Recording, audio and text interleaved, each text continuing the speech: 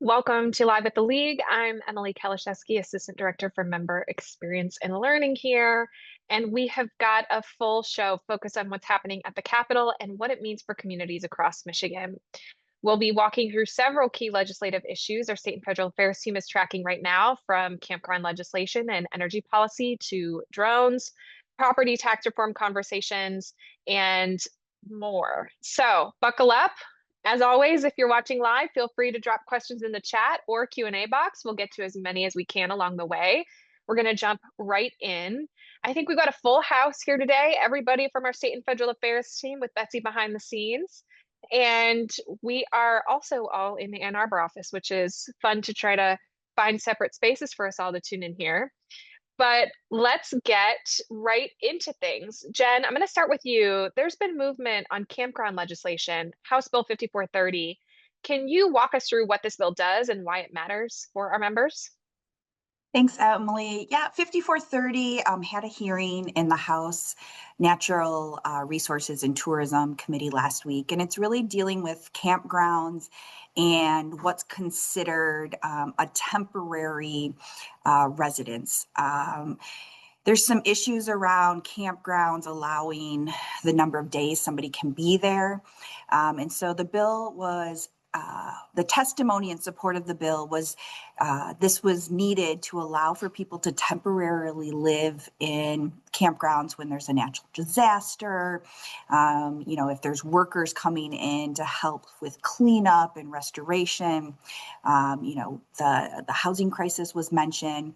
And so they put some parameters in the bill around individuals could temporarily be at a campground if it's located within 50 miles of a municipality where, and then it lists like a prior year, the governor has declared a state of emergency, a master plan that's been adopted, talks about housing shortage.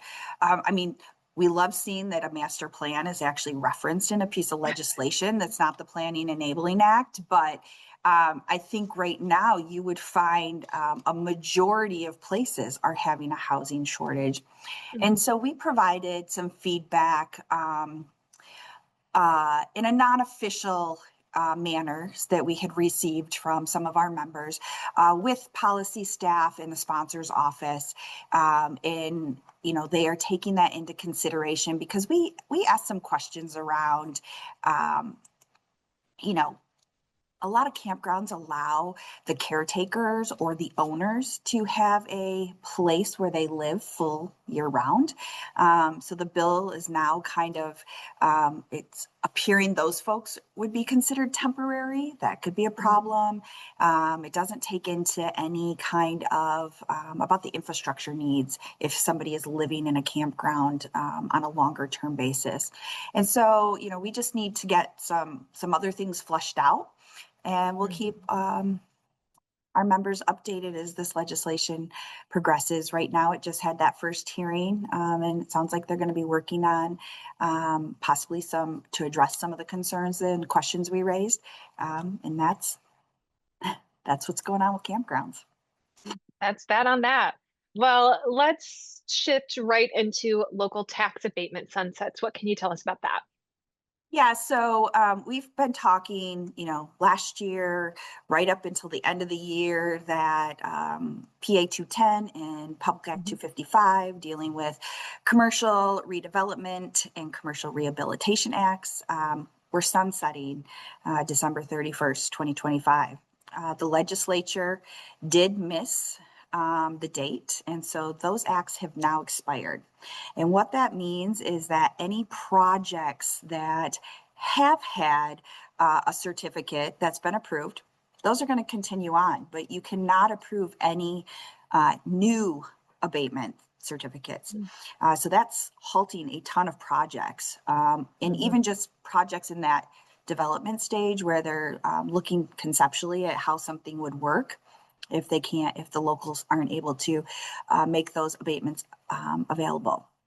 So we have been capturing projects that are in that limbo stage now that will not be able to progress. We've made a couple of requests on during Live with the League to please share your projects. I have a handful. We have shared those with the sponsor's office. Now there's bills in both the Senate and the House, Senate Bill 721 and Senate Bill 722. And then in the House, it is Senate Bill 53. Oh, let me hold on. Make sure I'm giving the right ones because I just have that campground bill in my house, or that campground bill number in my head. It is 45. Oh God, where I have too many. Okay, 5305 and Okay. 5306 are Okay. the House bills dealing with the sunset extensions. The Senate bills have passed out of the Senate completely, are sitting in the House committee that they were referred to, Tax and Finance, and then the House bills have passed out of committee and are sitting on the House floor awaiting action. And so we have really been trying to have conversations with sponsors office, with leadership, and the importance of getting those sunsets extended. This year, Oprah, the Obsolete Property Rehabilitation Act, is going to expire. When we were giving testimony in support of the House bills and getting those moving, one of the legislators on the committee asked, how come we're just hearing about this now? This is kind of last minute. And so after committee, I went up to him and I said, we've been working on this since this session started. It just hasn't been a priority of the legislature to take this up and move it along. So that's why now we're at this kind of last minute second, and then everything stalled. So we had Treasury, working with Treasury. They actually sent out a notice last week to everyone about the acts expiring and that you can no longer use them. So we're asking that folks talk with their legislators, especially if you have a project that is now in jeopardy, and just let them know we need to extend. We have very few local tools to bring to development. And so these are two, especially, and Oprah 146, PA 146, that will sunset at the end of this year. We need those to keep going. They've been around for a long time. We were trying to make the justification, take the sunset out. These every 5 years, these tools have been used for, decades. So if you talk to your legislator, please push them, let them know that you use those tools. I know I've had a community reach out that actually was setting up one of the districts to be able to start to do this. And they're in limbo. Even though they got all their paperwork into the state back early fall, they hadn't received anything back. So they're in limbo of even their district existing. But Yikes. I know we're getting questions on that. So just wanted to share, get people, try to get involved and get those moving again. Thanks for that update on that one, Jen. I do want to go back to the campground issue. We did have a question come in through the chat. What happens to the snowbirds or seasonal up north campers? So I think it means people who leave maybe their I camper. I think that's what I am. Yeah, so I don't think it Yes. would, I Yes. don't think it would impact those individuals because they are, there for a certain amount of time. And then they are packing up. Maybe they're leaving their RV there or taking it with them. So I don't think it will be an impact there. What they're really trying to do is expand so people can stay in a campground at a longer period of time if there's all those qualifiers in there. So I don't think it would impact snowbirds. Thanks, Jen. All right, sticking with you. One last question. At the federal level, Congress is expected to act today on the Housing for the 21st Century Act. The League recently put out a blog encouraging our members to reach out to their members of Congress about this. Can you talk about what this legislation would do and why our member engagement is so important right now? Yeah, so there is voting in the House today on this 21st Housing Century Act, or Housing for the 21st Century Act. This came after the road to housing that the Senate was working on late last year. And they're very similar, bipartisan legislation. The Housing for 21st Century Act had a bunch of different bills from a bunch of different sponsors on both sides of the aisle, and they kind of put them all into one big package. But it's really around increasing the flexibility of the home program, and more flexibility around federal restrictions when it comes to the Natural Environmental Policy Act, NEPA, with environmental rules, trying to shorten timelines, reduce costs. And then it's also helping to support municipalities and updating their regulations. So voluntarily undertaking zoning and land use changes relating to housing and housing affordability. So it's really, has a lot to do with things we've been talking about with the My Home program. And so what we're expecting is the House to act upon this today. And then taking the Road to Housing Act, this Housing for the 21st Century, they're going to go into committee and they're going to sit there and mash them together and pick and choose. So it is exciting that the feds are looking at it this way and not looking at it as a heavy-handed mandate, more so of how do we help locals, as well as try to reduce some of those regulatory barriers within the federal system. And so, yeah, if folks would like to, we would love them to reach out to their congressional delegate in the House or delegates in the House and let them know that please support this. It's very important for Michigan. Thanks, Jen. We'll give you a break now. Dave, I'm coming to you next.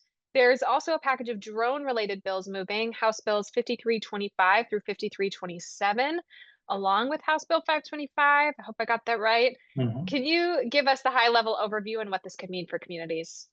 Yeah, I mean, there's a massive package in the House side that's kind of Yeah. moving, taking in chunks in House Transportation Committee. But there's a couple bills in particular that would have an impact on local government because what they do is allow police officers and private security in some instances to actually intercept, take down, and destroy drones if they're flying in these no-fly zones that would be created. And the reason that's important is because typically the federal government, the FAA, takes control over anything that leaves the ground. So it says they have jurisdiction. So right now, if you have an unmanned aerial vehicle or a drone that goes into one of these sensitive areas, think of like crowd control and stuff like that, and it's causing problems, there's really no enforcement mechanism available to local authorities to actually require somebody to bring that down or to change course. So this would change that. There's a lot of federal dynamics that come into play here that Representative Bruck, who sponsors the legislation, is taking on, that they're sensitive to and trying to work in. But this is kind of his Super Bowl. He's been passionate about it for quite some time now. And so they're working on ironing all of that out. Senate Bill 525 actually deals with creating a few exemptions in some of the prohibited no-fly zones right now. So for the state or for local authorities, or excuse me, for entities to actually be able to go and inspect telecommunication towers and critically sensitive infrastructure. And so Senator Hertel is working on that, and that's actually making its way as well. That's up in committee this week. Great. Thanks, Dave. I'm going to come back to you, but Harrisana, let's turn to energy policy for a moment. There are several Senate bills in play right now, Senate Bill 731 and 732. Can you walk us through what's included in that package? Sure. So 731 and 732 are about distributed energy resources. So this isn't necessarily a new topic for our members. Historically, the league has been supportive of creating a format to implement distributed generation throughout our communities. But this time what we see is a little bit more detailed. I wouldn't say complex, but there's a little bit more detailed in how we're discussing about implementation for this, especially considering, we are in, the throes of conversations around data centers. We are fully implementing the 2023 energy laws around solar panels, wind energy, as well as battery energy storage. So there's a little bit more in the components that we want to discuss in this in the sense of rolling it out. But just kind of level set things for folks. Like distributed energy is electricity that is produced close to where it's used. So rather than the general idea of energy being created at a larger power point far away and using transmission lines to bring that energy to where it is expected to be used. So we're thinking about city buildings that have solar panels, a battery at a wastewater treatment plant, EV fleets that can shift charging, and other things that support equipment that's operated behind the electric meter. So we're thinking about combined storage of smart controls and systems that can help the grid during peak demand and outages, which can be substantial, especially considering that we are entering a phase where we have more power outages for more extended periods of time. So 731, is clearly a definition bills. It states what distributed energy storage is, those resources, identifies that this focuses on behind the meter generation, and identifies, and I think this is a newer piece, third-party aggregators that bundle many of these small systems together, since we're seeing third-party actors in addition to utilities supporting this type of energy. The second bill is more of the policy, and it creates for the Michigan Public Service Commission a framework. So which utilities can use distributed energy, the customers and the aggregators, that can be compensated for providing grid services, and then also details about how we can reduce demand during peak hours, improve reliability, and resources for outage-prone areas. So this would create a structure that for the utilities that are governed by the MPSC, how they would have to follow this, how they would have to report, and how they would have to structure compensation, especially if this is a system that is collectively owned by individuals, say, who live in a condo complex, or by a municipality that's then spreading that utilities energy further on.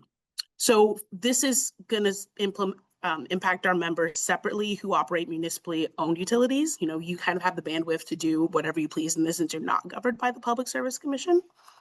And so what we're really looking at for our members that are governed by investor-owned utilities, you're thinking about the facilities that you own, such as city halls, fire stations, water plants, and other areas where you're likely to use it.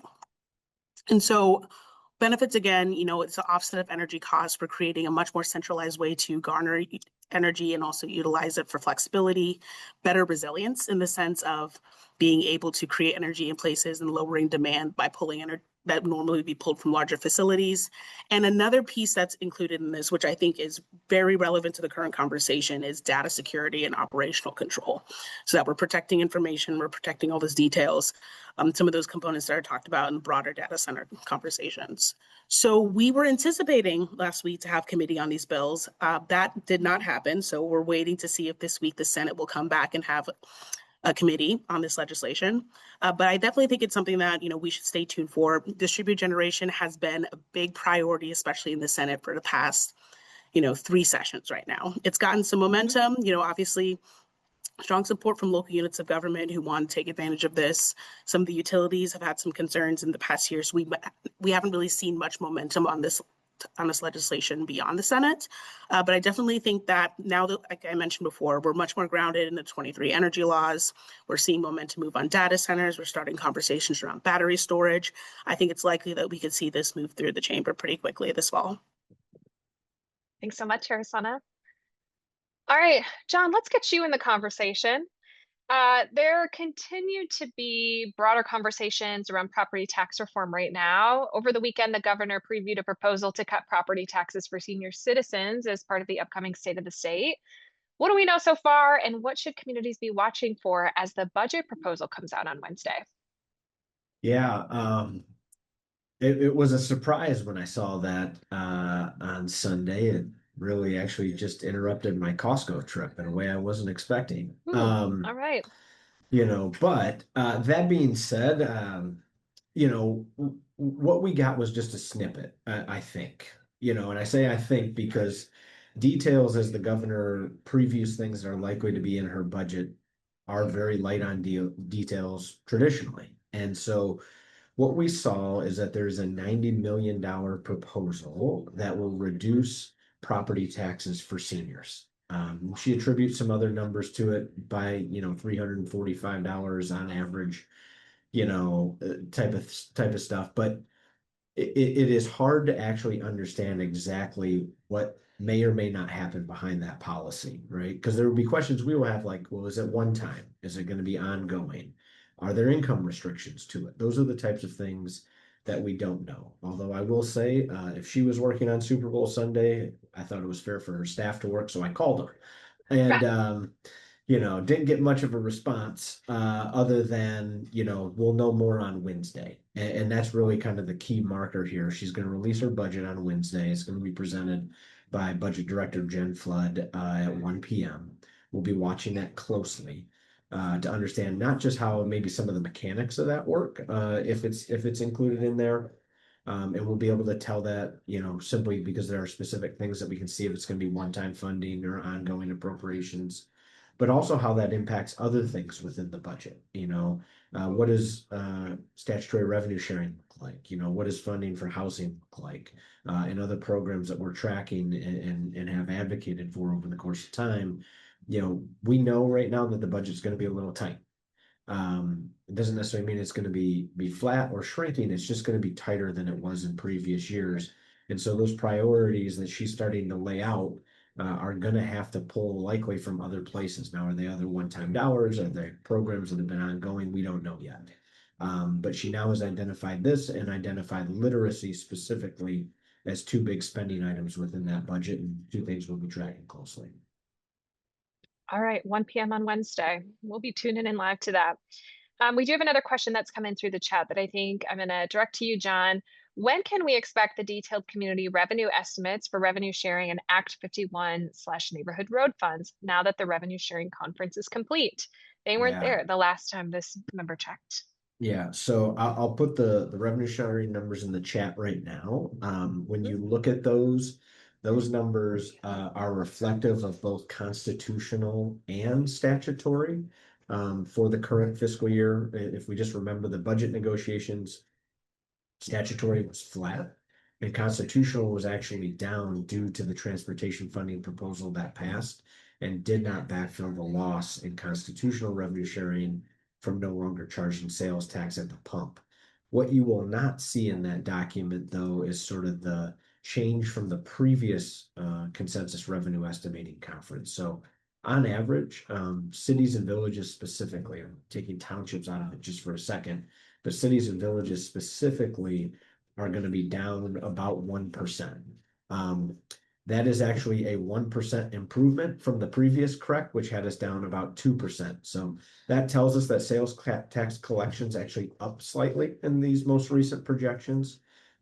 If that continues to grow, maybe we just come out flat at the end of the day.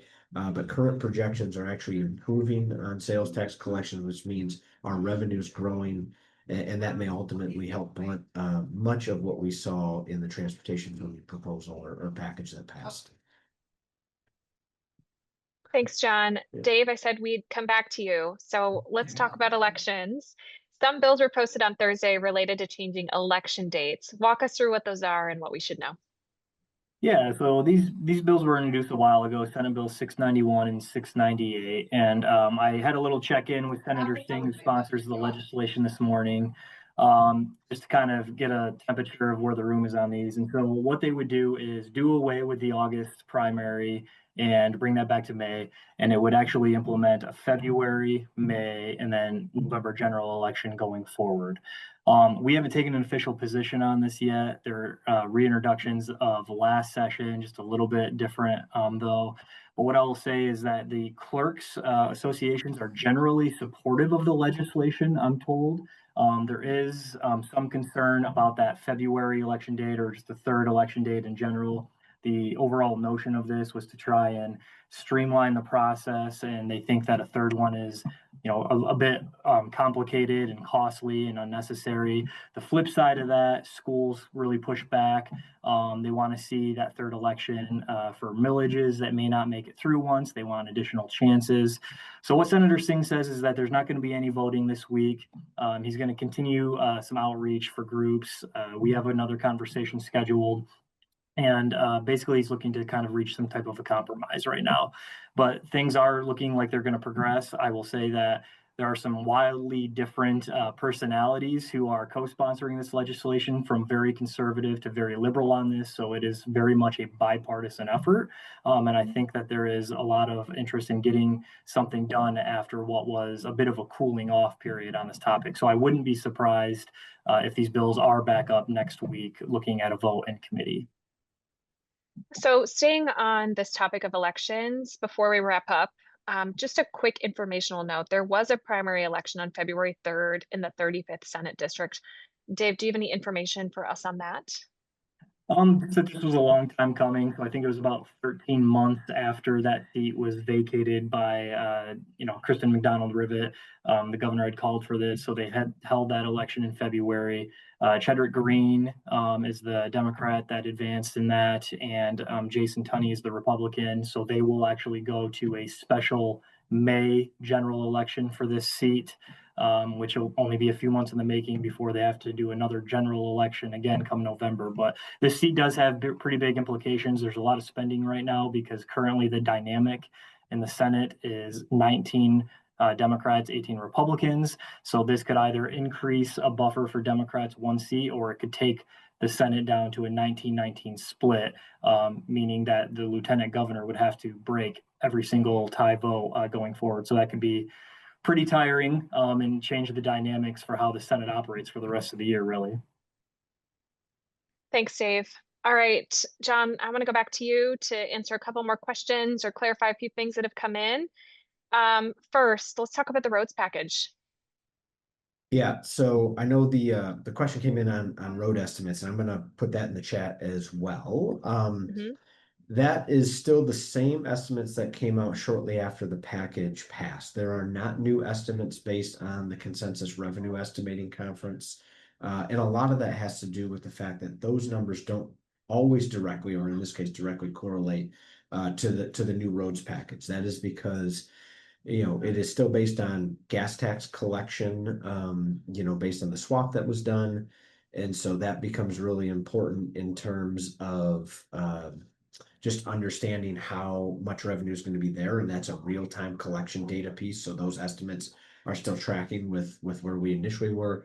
The other thing, though, is you look at that document, again, as I always like to kind of point out things for people that may not look at these on a regular basis. There are two things to note in there. The first is that number is only projecting your increase. Okay. The second is it looks like there's a loss of income tax. While on paper that may be true because we were dedicating a portion of the state's income tax to roads, we are now no longer doing that, but we're dedicating a portion of the state's corporate income tax, which is a different funding source. And so it's reflected in that document as a loss of income tax that actually gets built back in the neighborhood roads proposal portion of that, or the neighborhood roads fund portion of that. Also within that neighborhood roads fund is the marijuana wholesale tax money, which is projected to be just over $400 million. That is probably the money that is most subject to scrutiny when it's in the courts right now being challenged. So far, that has not been successful in terms of challenging that. That is a applicable tax, but it's also the most subject to potential fluctuation, as that new tax could create changes in the market. And so we won't know what those actually are until late in the state's fiscal year. So they're still staying with the original $420 million projection that they had. So just know that those are the numbers right now that are still there, that MDOT is still producing. You can also use MDOT's website, and I think I can drop a link into this too, and I'll look for it here at my next pause, where they do update on a monthly basis each individual community's projected revenue source. And so that is another good one to track. Thanks, John. Sticking with you, just to clarify one more question in the chat. What about the bill to eliminate school taxes? Is that going Yeah. anywhere? Yeah, good question, right? In the sense that everybody right now, and we just saw from the governor, is starting to talk about property taxes. So whether that be cutting them, whether that be reforming them, whether that be eliminating them. What we know is that there likely will be at some point a concerted effort to make some changes. It's going to have to be a serious part likely of the budget negotiation, particularly considering what the governor just previewed this weekend is going to be in her budget with a $90 million reduction for seniors on their property taxes. I think something like completely eliminating school taxes is likely not to be on the table. I never want to say something isn't, but I think in this case, understanding, that property taxes are one of the primary funding mechanisms for our schools in this state. It is highly unlikely that we are going to be finding or creating a system that's going to eliminate a portion of that the way that those bills do. That does not mean, though, that within this conversation, understanding how reform works, particularly how reform is going to help create things that are more affordable for people, which is really the underlying conversation here, and that a reduction in revenue at the local level to schools or municipalities may be part of that conversation.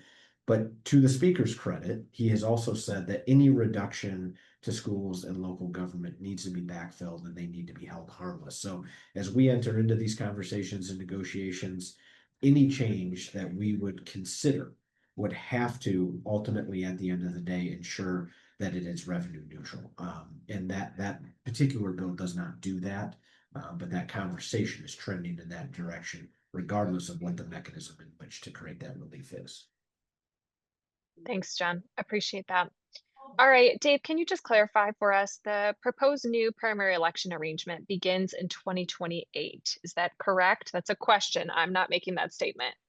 So it's going to have to be updated. Right now, they were talking Yeah. about 2027, to be honest, but when the conversation originally started, they were talking about for 2026. That's not the case anymore. So it's still kind of to be determined.